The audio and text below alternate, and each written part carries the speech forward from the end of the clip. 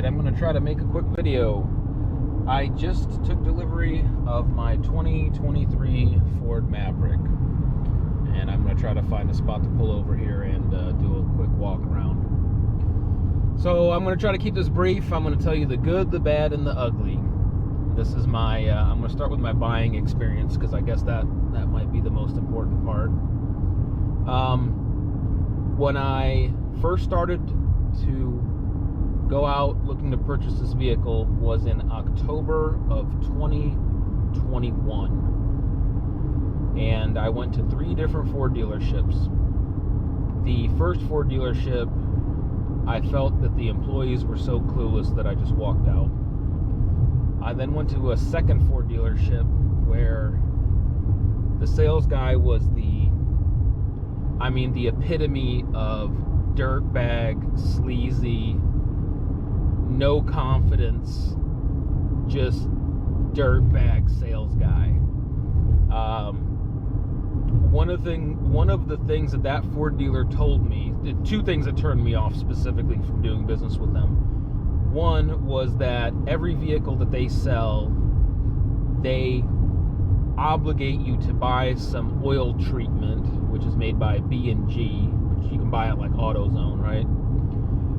They obligate you with every new car purchase that they automatically sell you or upsell you B&G oil additive, which you then, for the lifetime of the vehicle, you come back to that Ford dealership, which they will, repeatedly overcharge you for that oil additive with every oil change. But since you do that, you will have a lifetime powertrain warranty through BG oil products. So not through Ford and not the dealership and not a third-party warranty company, but through the oil additive company. That was the dumbest gimmick I had ever heard. That was terrible. That right there was a deal breaker. I'm not going for that. That's an absolute insult to my intelligence. And then the second part was that he told me that if I went anywhere else, I was going to be completely ripped off, and everyone is charging up, $5,000, $6,000, $7,000 above sticker, and they're the only reputable place in the state, right? So immediately I said, okay, yeah, I'm sure that's the case, and I left. I then went to a third Ford dealership where I was treated very well. And I'm going to tell you, I don't really blame the dealership I bought this from. I don't blame them for anything that happened afterwards, but I had a little bit of a, let's just say, misunderstanding. So I ordered the car, a 22 model year, in October of 2021. Sometime in 2022, I was called in by the dealership, and they said, you will not be getting a 2022. They stopped making them, and they stopped taking orders for them. You have to come in, you have to reorder the car, and you will get a 2023. Okay, fine. So I go in, I reorder the 2023.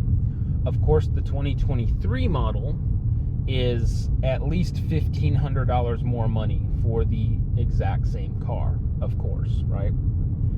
I got 2 options. I upgraded the engine to the Turbo 4, and I got a full-size spare. That's it. That's the only 2 options I got. Upgraded engine and a full-size spare. I chose absolutely nothing else. So, same exact car, same exact color, $1,500 more money. So, when I kind of called them out on that, I said, hey, why is this car $1,500 more money? They then said verbally that, oh, well, we'll honor the old price. This, but that I have to sign here, yada, yada, for the current price. Which, of course, I didn't believe them, because if you don't have it in writing, well, guess what? You don't get it. So, they told me that they will honor the previous price, which Ford Motor Company should have done.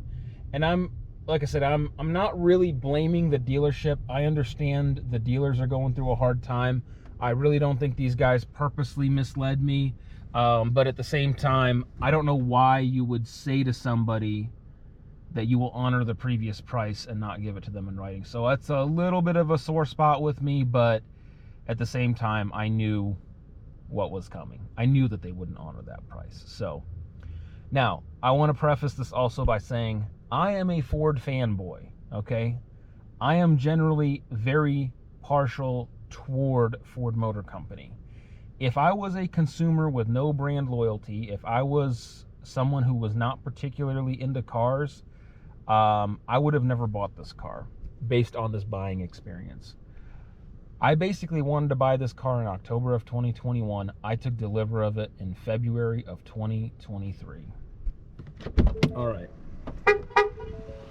Let me show you its features. Now, this is annoying. There's these new safety features like it's beeping at me because the car's on and I opened the door.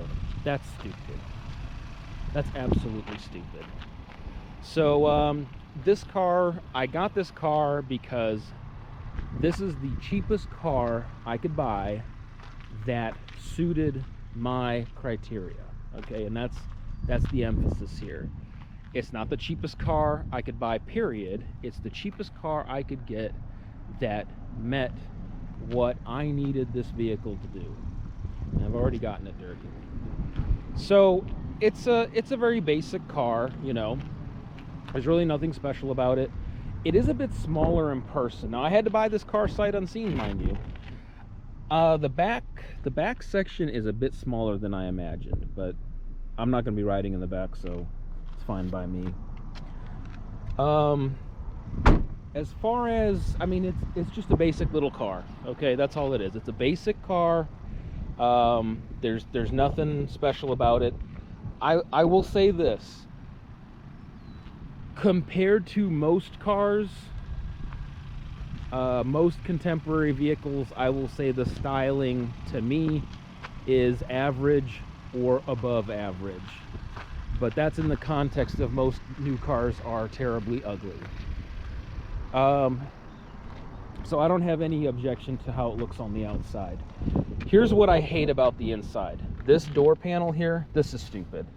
This armrest needs to be about up here. It's way too low. Same thing with the center console. This armrest needs to be up higher. Ford does another thing that I really hate, and I don't know if you'll be able to see it or not, but the let's see if I can get the flashlight out here. Ford has this really stupid habit of putting the gas pedal way over there in the corner. So much so that your foot has to hit this center console. You cannot push that gas pedal without your leg resting on the center console.